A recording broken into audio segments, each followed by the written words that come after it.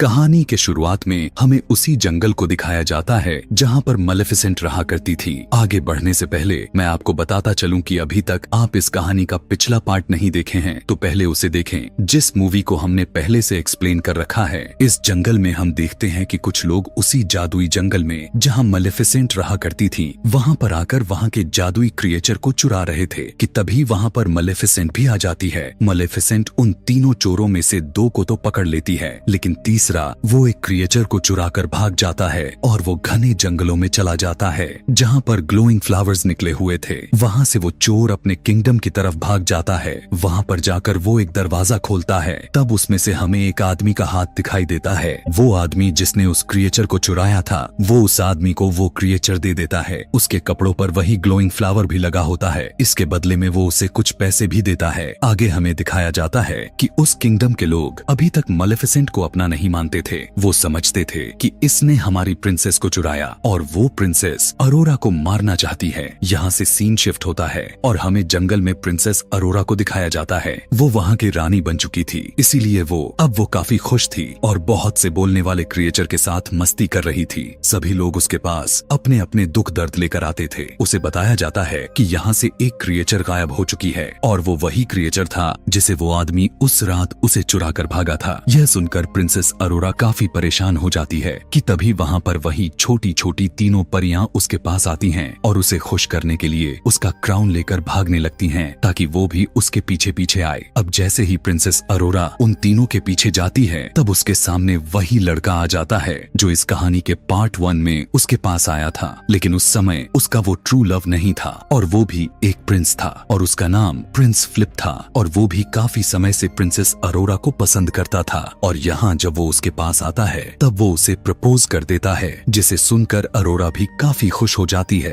क्योंकि वो भी उसे पसंद करती थी। इस सारे नजारे को मलेफिसेंट का कौआ यानी डेवियल भी देख रहा था, जिसके बाद वो सब कुछ मलेफिसेंट को बता देता है। तब मलेफिसेंट यह पेरेंट्स को बताने के लिए जाता है कि मुझे एक लड़की पसंद आ चुकी है और वो अपने किंगडम में प्रवेश करता है। वहाँ पर जाकर वो अपने फादर किंग और मदर क्वीन को यह बात बताता है कि मैं उस लड़की को प्रपोज कर आया हूँ और उसने एक्सेप्ट भी कर लिया है। उसकी इस बात को सुनकर उसके फादर यानी किंग काफी ज्यादा खुश हो जाते हैं, लेकिन क्वीन तो सैड हो जाती है। लेकिन वो अपने बेटे को यह बिल्कुल भी मालूम नहीं चलने देती कि वो ऐसा नहीं चाहती। तब वो कहती है कि चलो ठीक है, प्रिंसेस अरोरा और उसके गॉड मदर यानी मलेफिसेंट को डिनर पर बुला लेते हैं। जंगल में हम मलेफिसेंट को प्रिंसेस अरोरा के पास देखते हैं। मलेफिसेंट कहती है कि तुम्हें मुझसे एक बार पूछ लेना चाहिए था उस लड़के से इंगेज्ड करने से पहले, और वो उसे बताती है कि सच्चे प्यार जैसे कोई भी चीज नहीं होती क्योंकि लड़के हमेशा धोखा ही देते हैं और यही होता है कि तुम्हारा ट्रू लव मैं हूँ और मैं ही हूँ जो तुमसे दिल से प्यार करती हूँ, इसीलिए तुम्हारी भलाई के लिए मैं कह रही हूँ। तब प्रिंसेस अरोरा कहती है प्लीज आप ऐसा ना कहें, अगर आपको किसी ने धोखा दिया तो इसका मतलब ये भी तो नहीं कि इस तरह दुनिया में बाकी के लोग भी हों। तब मलेफिसेंट कहती है कि ठीक है, मैं तुमसे प्यार करती हूँ इसीलिए तुम्हारी बात मान रही हूँ। मलेफिसेंट उसकी मासूमियत को देखकर उसकी बात मान जाती है। आगे हम देखते हैं वो दिन भी आ जाता है जो इन दोनों के फैमिली साथ में मिलकर डिनर करने वाले थे कि तभी हम देखते हैं कि क्वीन अपने एक सीक्रेट क्लोजेट में जाती है। उसके वहाँ पर जाते समय हम देख पाते हैं कि वो तो एक आयरन फैक्ट्री है। वहीं पर हम ग्लोइंग फ्लावर को भी देखते हैं और उसी के साथ वहाँ पर वो क्रिएचर भी था जिसे वो आदमी ने चुराया था। क्वीन वहाँ पर जाकर उस आदमी को जल्दी से काम को पूरा करने के लिए कहती है कि तभी वहाँ पर हम स्पिनिंग व्हील को भी देखते हैं जिस पर सेम उसी तरह का सुई लगी हुई थी। यहाँ पर हमें क्वीन के सीक्रेट के बारे में कुछ ज्यादा नहीं पता चल पाता।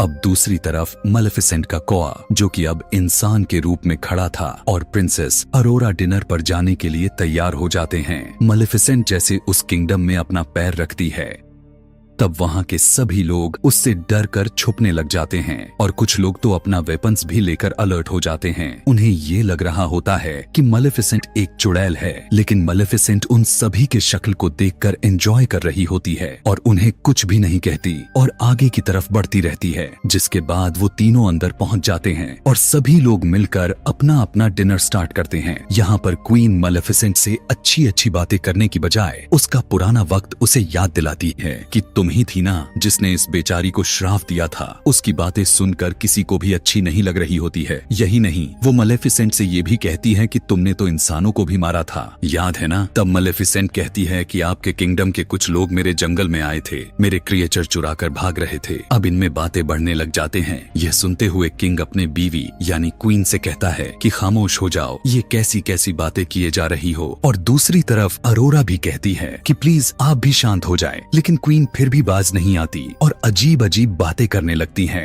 वो कहने लगती है कि अगर मेरे बेटे की और प्रिंसेस अरोरा की शादी हो गई तो इसके असली मदर कौन होगी। यह सुनकर मलेफिसेंट को काफी दुख होता है क्योंकि वो खुद को ही प्रिंसेस अरोरा की मदर मानने लगी थी। उसकी यह बात सुनते ही गुस्से में आ जाती है और ग्रीन कलर एनर्जी बाहर निकालते हुए अपने विंग को फैला लेती है और सभी लोग दूर जाकर गिरते हैं। यह देखकर क्वीन डर कर किंग के पीछे छुप जाती है, लेकिन किंग भी बेचारे वो भी नीचे गिर जाते हैं। यह देखकर क्वीन ऊंची ऊंची बोलने लगती है कि मलेफिसेंट ने किंग को श्राप दे दिया है और अरोरा उनकी बात पर यकीन कर लेती है और मलेफिसेंट से कहती है कि प्लीज आप अपना श्राप वापस ले लें, आखिर क्यों बार बार सब पर श्राप डालती रहती हैं। तब मलेफिसेंट कहती है कि अरोरा तुम भी यह कह रही हो जो मैंने ऐसा कुछ भी नहीं किया। लेकिन प्रिंसेस अरोरा मलेफिसेंट की बातों पर यकीन ही नहीं करती क्योंकि क्वीन ने उसे काफी अच्छे तरीके से टैकल कर लिया होता है कि तभी वहाँ पर सोल्जर्स भी आने लगते हैं जो कि मलेफिसेंट के ऊपर अटैक करने वाले थे। यहाँ पर मलेफिसेंट आखिरी बार अरोरा से कहती है कि क्या तुम मेरे पास नहीं आओगी। तब प्रिंसेस अरोरा उसकी कोई भी जवाब नहीं देती, इसलिए मलेफिसेंट दुखी होकर वहाँ से चली जाती है। उसके साथ उसका कौआ भी खिड़की तोड़कर बाहर चला जाता है। लेकिन वहाँ पर एक और लड़की थी जो उस किंगडम की सैनिक थी। वो अपने आयरन बुलेट से मलेफिसेंट पर अटैक कर देती है, जिसके चलते वो बेचारी मलेफिसेंट गहरी समुद्र में गिर जाती है। यहाँ पर किंगडम में किंग बेहोश पड़े थे और सभी लोग काफी परेशान होते हैं। उनका बेटा यानी फ्लिप अपने मदर क्वीन से अपने डैड के माथे पर चूमने के लिए कहता है और यह भी कहता है कि आप उनसे सच्चा प्यार करती है ना, आप उनकी वाइफ हैं, हो सकता है कि वो दोबारा से ठीक हो जाएं। लेकिन क्वीन अंदर ही अंदर अजीब तरह से मुंह बनाती है क्योंकि ना तो वो किंग से सच्चा प्यार करती थी और ना ही वो ऐसी मनगढ़ंत कहानियों पर बिलीव करती थी। देखा जाए तो वो एक लालची औरत थी, लेकिन वो अपने बेटे के कहने पर ऐसा करती है। लेकिन किंग की आंखें नहीं खुलती। जब अरोरा को यह सब कुछ देखा नहीं जाता तब वो कहती है कि मैं जाकर अपने मदर मलेफिसेंट से बात करूंगी कि वो अपना श्राप को खत्म कर दे। अब जैसे ही वो जंगल में जाती तब उससे सारे लोग कहते हैं कि हमने अभी तक मलेफिसेंट को नहीं देखा, वो यहाँ पर अभी तक आई ही नहीं। दूसरी तरफ किंग की वही सोल्जर ओसियन पर नजर रखी होती है कि मलेफिसेंट कब यहाँ से निकलती है। लेकिन तभी वो देखती है कि कोई क्रिएचर आकर मलेफिसेंट को अपने साथ लेकर जाता है। वो फौरन जाकर यह बात क्वीन को बताती है। तब क्वीन कहती है कि जितना जल्दी हो सके उसे रोको और दूसरी तरफ प्रिंसेस अरोरा वापस उसी किंगडम में आ जाती है। लेकिन उसके साथ एक क्रिएचर छुपकर उसके किंगडम में आ गया था। वो क्रिएचर वहीं पर पहुंच जाता है जहां पर पहले से एक क्रिएचर था जो चोरी होकर गया था और उसे भी वो आदमी कैद कर लेता है। यहाँ पर प्रिंसेस अरोरा क्वीन से कहती है कि मुझे मलेफिसेंट कहीं पर भी नहीं दिखी, क्या उन्हें कुछ हो तो नहीं गया। ये सुनकर क्वीन कहती है कि परेशान होने की जरूरत नहीं है, वो बहुत स्ट्रॉन्ग हैं, वो कहीं ना कहीं जरूर सुरक्षित होंगी। यह कहकर वो उसे अपनी बातों में भी फंसाने की कोशिश करती है। दूसरी तरफ वही सोल्जर जिसने मलेफिसेंट को मारा था वो समुद्र पर नजर गड़ाए होती है कि जैसे ही मलेफिसेंट नजर आए तो वो उसे मरवा दे। अगले दिन ऐलान किया जाता है कि आने वाले 3 दिन के अंदर ही प्रिंस फ्लिप और प्रिंसेस अरोरा की शादी होने वाली है और हम सब चाहते हैं कि यह लड़ाइयाँ छोड़ दें क्योंकि हम सुलह करना चाहते हैं। इस बात को जंगल के सभी क्रिएचर सुन रहे होते हैं, मतलब कि जंगल के सभी लोग इनवाइटेड हैं। दरअसल उनका यह प्लान होता है कि मलेफिसेंट को मारकर जंगल के सभी क्रिएचर को कैद कर लिया जाए ताकि वहाँ को सिक्योर करने के लिए कोई भी ना बचे, जिसके बाद उस जंगल पर कब्जा कर लिया जाएगा। दूसरी तरफ देखते हैं कि मलेफिसेंट की आंख खुलती है।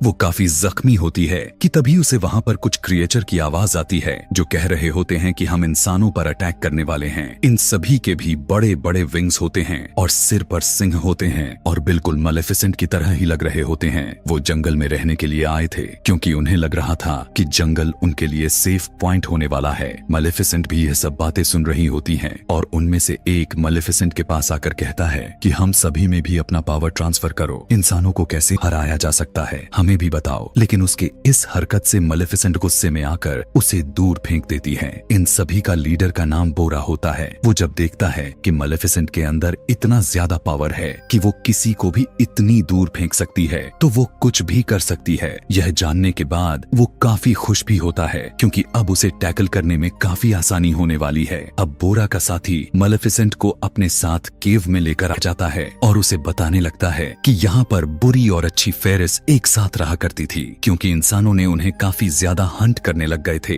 जिस वजह से उन्हें एक साथ रहना पड़ा था। जिसके बाद वो मलेफिसेंट को लेकर एक स्ट्रक्चर के पास आ जाता है, जो वो एकदम से स्टिल था, कोई भी मूवमेंट नहीं कर रहा था। बोरा का साथी उसे बताता है कि मलेफिसेंट देखो, तुम इन्हीं के औलाद में से हो और तुम आखिरी परी हो जिसमें पावर्स बचे हुए हैं। वो आदमी मलेफिसेंट से कहने लगता है कि तुम बहुत ही ज्यादा पावरफुल हो और जल्द ही तुम एक ऐसे स्टेज पर पहुंचने वाली हो जिससे तुम दुनिया के सबसे ज्यादा ताकतवर बनने वाली हो। लेकिन वो आखिरी स्टेज तुम अभी पार नहीं कर पाई हो, और वो है प्रिंसेस अरोरा को माफ करना, क्योंकि सारी जिंदगी तुमने उससे प्यार किया है, उससे मोहब्बत की है, और इसके लिए किसी को बहुत करेज चाहिए जो किसी को दिल से माफ कर दे। और जो किसी को दिल से माफ कर देता है वही इस दुनिया का सबसे ताकतवर इंसान होता है। उसकी यह बात सुनकर मलेफिसेंट कहती है कि नहीं, मैं उसे माफ नहीं कर सकती। मैंने उसे हमेशा प्यार किया, लेकिन उसने मुझे धोखा दिया। कि तभी वहाँ पर बोरा भी आ जाता है। वो उससे कहता है कि प्रिंस फ्लिप और प्रिंसेस अरोरा की शादी हो रही है और ये हमारे पास यही सही वक्त होगा उन पर हमला बोलने के लिए। लेकिन इस बात को सुनकर मलेफिसेंट यहाँ पर बिल्कुल चुप रहती है। दूसरी तरफ हम यह देखते हैं कि प्रिंसेस अरोरा को क्वीन अपने बहके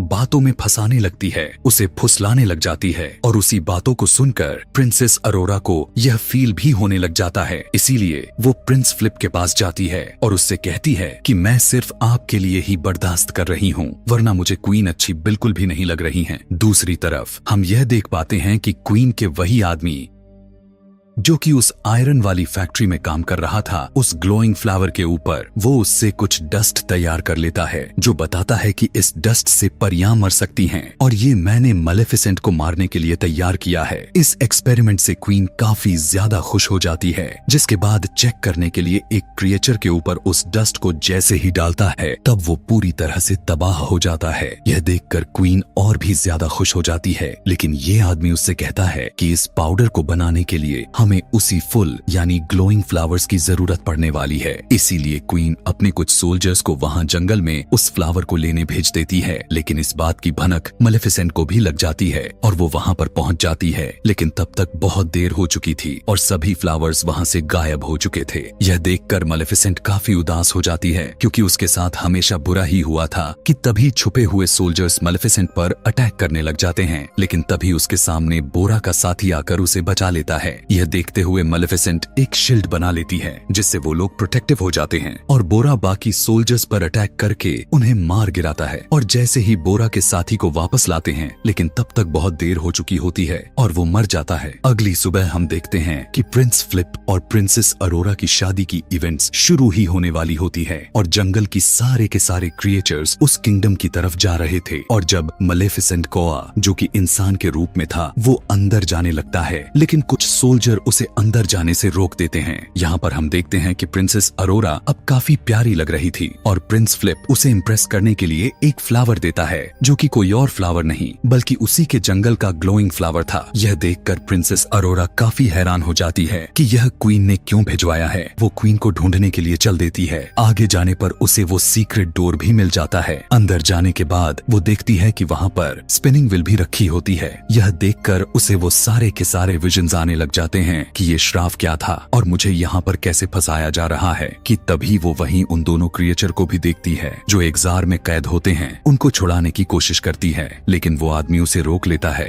कि तभी वहाँ पर क्वीन आ जाती है और वो प्रिंसेस अरोरा को बताने लग जाती है कि पहले मेरा किंगडम उस जंगल के करीब हुआ करता था, लेकिन इन सभी क्रिएचर्स यानी मलेफिसेंट के पूर्वजों ने मिलकर मेरी किंगडम पर नुकसान पहुंचा दिया और जिसकी वजह से मेरे फादर मारे गए। इवन जब मेरा भाई इस बात को लेकर उस जंगल में सुलह करने के लिए गया, तब उस जंगल के सभी क्रिएचर ने मिलकर मेरे भाई को भी मार डाला और जब मैं अकेली बच गई तब मुझे किंग से शादी करना पड़ गया, जो कि इस समय वो मेरा हस्बैंड है, लेकिन मैं उससे प्यार बिल्कुल भी नहीं करती। तब क्वीन कहती है कि मैं तुम सबसे बदला लेकर रहूंगी। क्वीन सोल्जर को ऑर्डर देती है प्रिंसेस अरोरा को एक रूम में कैद कर दिया जाए। और ऐसा ही होता है, उसे कैद कर दिया जाता है और फिर उन सभी क्रिएचर्स को भी एक रूम में बंद कर दिया जाता है और फिर वही पाउडर उनके सामने फेंका जाता है जो कि उस आदमी ने तैयार किया था, जिसकी वजह से सारे के सारे क्रिएचर्स वीक होने लग जाते हैं। यहाँ पर जिस रूम में अरोरा होती है, उसी रूम में उसके लिए शादी के कपड़े रखे गए होते हैं, जो अब प्रिंसेस अरोरा उस कपड़े को फाड़कर एक रस्सी बना लेती है और उस बिल्डिंग से नीचे जाने की कोशिश करने लगती। लेकिन तभी वहाँ पर सोल्जर्स आ जाते हैं। यह देखते हुए प्रिंसेस अरोरा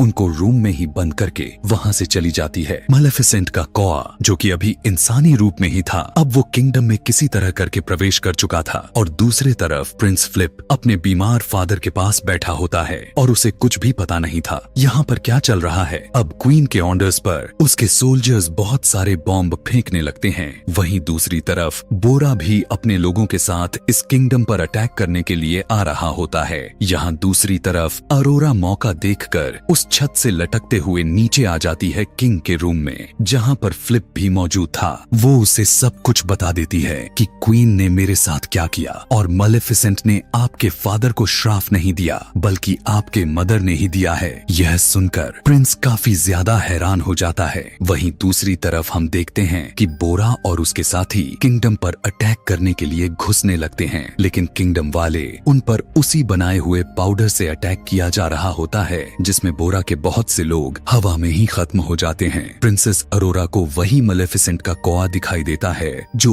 अभी आदमी ही बना होता है। वो उससे कहती है कि हमें लोगों की जान को बचाने के लिए यहाँ की चर्च का दरवाजा खोलना होगा और दोनों मिलकर उस दरवाजे को खोलने लगते हैं। यहाँ पर हम देखते हैं कि उन छोटी छोटी परियां उन सुराखों को फूल से भर देती हैं जहाँ से वो पाउडर निकल रहा था और अब वो वहाँ से बाहर निकलना बंद हो जाता है। और जब वो लड़की जो उस पाउडर को निकाल रही थी वो उसे ठीक करने के लिए जाती है, लेकिन वो ऐसा नहीं कर पाती और खुद ही नीचे गिरकर मर जाती है। प्रिंस फ्लिप जब अपने मदर को यह सब रोकने के लिए जाता है तब उसी की मदर उसे अरेस्ट करने के लिए कह देती है, लेकिन सोल्जर्स उसे पकड़ पाते इससे पहले वो उन बिल्डिंग से सीधा जंप लगाकर भाग जाता है। यहाँ पर प्रिंसेस अरोरा और मालेफिसेंट के कौवे को पकड़ लिया जाता है, लेकिन तभी वहाँ पर मालेफिसेंट आ जाती है। वहाँ पर आते ही मालेफिसेंट अपने कौवे को एक बड़े से बियर में बदल देती है और वो चर्च का दरवाजा को तोड़कर सभी क्रिएचर्स को आजाद कर देता है। यहाँ पर मालेफिसेंट किंगडम के लोगों पर अटैक करने लगती है और लोगों को बचाने लगती है। वहीं पर बोरा भी काफी गुस्से में आ जाता है और क्वीन के सोल्जर्स से लड़ने लगता है, लेकिन तभी फ्लिप वहाँ पर उसे धमकी देते हुए कहता है कि ये हमारे जनरल हैं, इन्हें कुछ मत करना। तब बोरा कुछ नहीं करता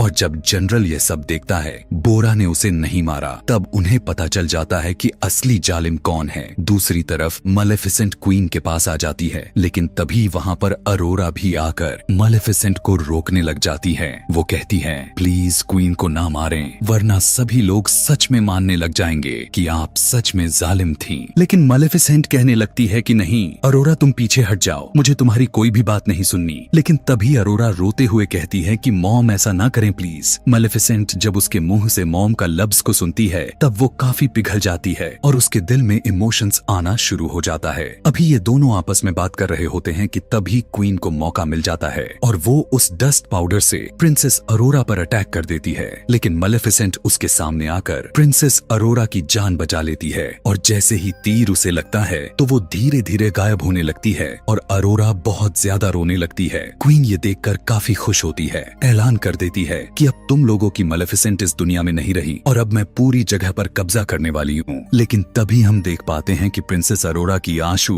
मालेफिसेंट के राख पर गिर जाते हैं, जिसकी वजह से मालेफिसेंट फिर से जिंदा हो जाती है। उसके काफी बड़े बड़े विंग्स आ जाते हैं। गुस्से में आकर क्वीन प्रिंसेस अरोरा को बिल्डिंग से सीधा नीचे फेंक देती है, लेकिन यह देखते हुए मालेफिसेंट उसे बचा लेती है। फ्लिप को अपने मदर के बारे में सब कुछ पता चल चुका था, इसीलिए वो प्रिंसेस अरोरा के पास आ जाता है। दोनों की इतनी गहरी प्यार को देखकर मालेफिसेंट दोनों की शादी के लिए मान जाती है। तभी मालेफिसेंट के पास वो छोटा आदमी आता है जिसने उन दोनों क्रिएचर्स को कैद किया हुआ था। वो मालेफिसेंट को वही सुई देता है जिसकी वजह से श्राप लगा था। यहाँ पर सभी को पता चल जाता है कि श्राप को फैलाने वाला कोई और नहीं बल्कि क्वीन ही थी। किंग भी ठीक हो चुका था। यहाँ पर क्वीन को बोरा के लोग पकड़ लेते हैं। मालेफिसेंट क्वीन को एक गोट में बदल देती है और वहाँ के सारे जगहों को तरह तरह के फूलों से सजा देती है और वो बोरा से कहती है कि तुम सभी अच्छे क्रिएचर्स हो, तुम सभी हमारे साथ रह सकते हो। जिसके बाद वो अरोरा की वेडिंग ड्रेस पहनाती है और वो ऐलान करने लगती है कि हम सभी लोग एक साथ मिलजुल कर रहेंगे। जिसके बाद प्रिंस फिलिप और प्रिंसेस अरोरा की शादी हो जाती है। किंग यह देखकर काफी खुश होता है और वहाँ पर मौजूद लोग और क्रिएचर्स उनके लिए खुशियाँ मनाने लगते हैं और दोनों किंगडम एक साथ मिल जाते हैं और खुशी से रहने लगते हैं। जिसके बाद मैलेफिसेंट प्रिंसेस अरोरा और प्रिंस फिलिप से कहती है कि अब मैं तब दोबारा यहाँ पर आऊंगी जब तुम लोगों का एक प्यारा सा बच्चा होगा। यह कहकर मैलेफिसेंट वहाँ से चली जाती है और अब जाकर सब कुछ सही हो जाता है और इसी के साथ यह प्यारी सी कहानी खुशियों के साथ खत्म हो जाती है। Thanks for